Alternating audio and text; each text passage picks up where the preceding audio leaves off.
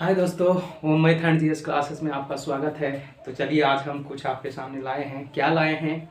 तो राष्ट्रपति के जितने भी नाम हैं और जितना भी अरेंजमेंट है उसको हम आज कुछ सरल तरीका से हम सब समझेंगे और याद भी करेंगे। यानी कि कुछ निमोनिक मेथड है, कुछ आप कह भी सकते हैं ट्रिक है एक तरह से, जो सरल तरीका से जितने भी राष्ट्रपति उनका नाम को मेमोराइज करेंगे और बारी बारी से जो बने हैं राष्ट्रपति उसका नाम वही ऑर्डर में हम सब सीखेंगे।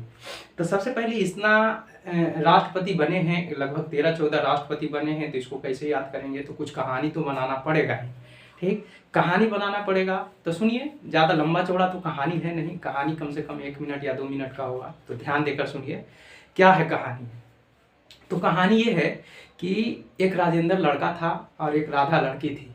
एक राजेंद्र लड़का था और राधा लड़की थी।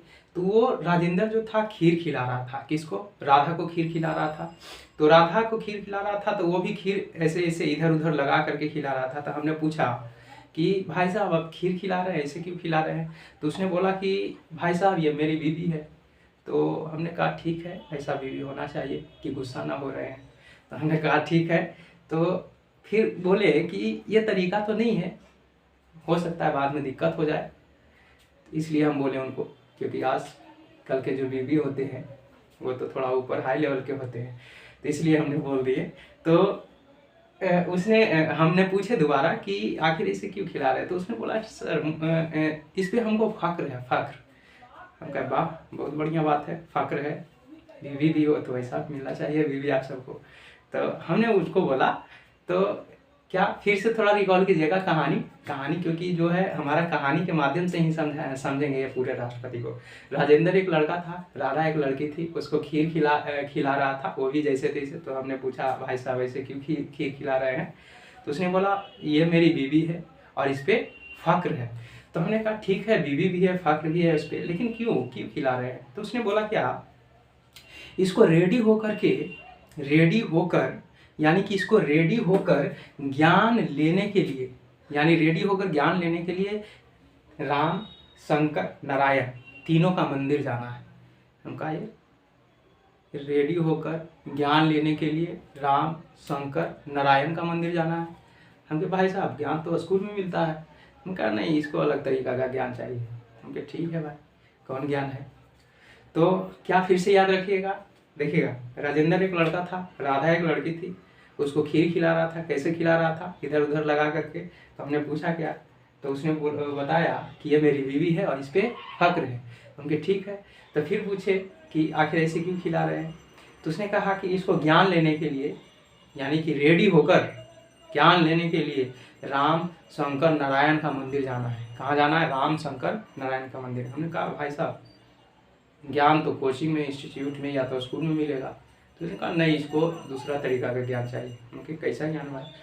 तो उसने बोला इसको कल प्रतिभा दिखाना है, वो भी रानी मुखर्जी और गोविंदा के सामने। इसको क्या? कल प्रतिभा दिखाना है रानी मुखर्जी और गोविंदा के सामने। तो इतना ही कहानी था। फिर से हम पूरा एक कहानी एक ही शेड्यूल में बताने की कोशिश कर रहे हैं। राजेंद्र एक लड़का था, राधा को खीर खिला रहा था। हमने पूछा कि भाई साहब ये क्यों खीर खिला रहे हैं इसे? उसने कहा बीवी है और इस पर हमको तो फ़क्र है, फ़क्र मतलब प्राउड है। तो हम कहा ठीक है, लेकिन क्यों खिला रहे हैं? तो उसने बोला क्या कि फ़क्र तो है, रेडी होकर कल इसको ज्ञान लेने के लिए राम, शंकर, नारायण का मंदिर जाना है। हमने कहा वाह, ये मंदिर में अब कौन ज्ञान मिल रहा है? तो उसने बोला क्या कि इसको कोचिंग का ज्ञान नहीं चाहिए, ना तो स्कूल का ज्ञान चाहिए, उसको मंदिर का ज्ञान चाहिए। तो कैसा मंदिर में ज्ञान मिलता है? तो देखिए, एक तरह से कहानी है।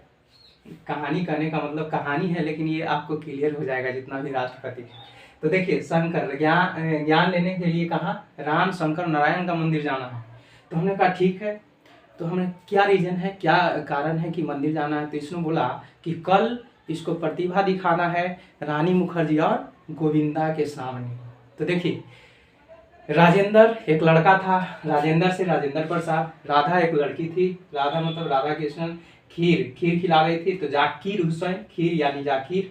बीवी गिरी, फ़क्र था उस पर, फ़क्रुद्दीन। रेडी होकर तो नीलम संजीव रेड्डी और फिर उसको ज्ञान लेना था। तो ज्ञानी जैल सिंह तो कहाँ गया था ज्ञान लेने? राम शंकर नारायण का मंदिर। तो राम से वेंकटरमन याद रखना, शंकर दयाल शर्मा, नारायण किया नारायण, उसको कल प्रतिभा दिखाना था। कहाँ? मुखर्जी और गोविंदा के सामने। तो कल से कलाम, प्रतिभा से प्रतिभा देवी सी पाटिल, मुखर्जी से प्रणब मुखर्जी और गोविंदा से रामनाथ कोविंद।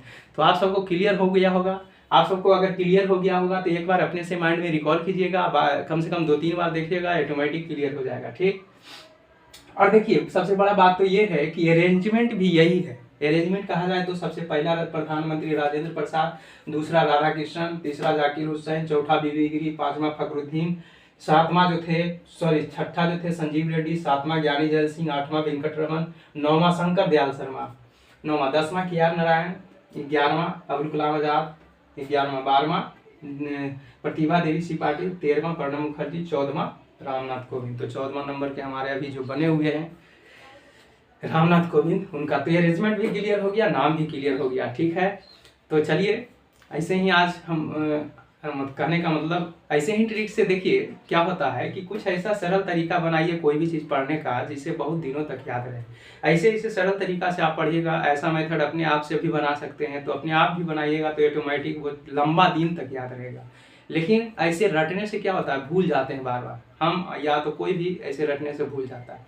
इसलिए कोई मेथड बनाइए और मेथड से थोड़ा पढ़िए। जो मतलब कि बहुत डिफिकल्ट लग रहा है उसको कुछ निमोनिक माध्यम से बनाइए और निमोनिक माध्यम से रटिए उसको, तो ये लंबा समय तक याद रहेगा। तो चलिए आप सबको समझ में आया होगा। Thank you so much. चलिए।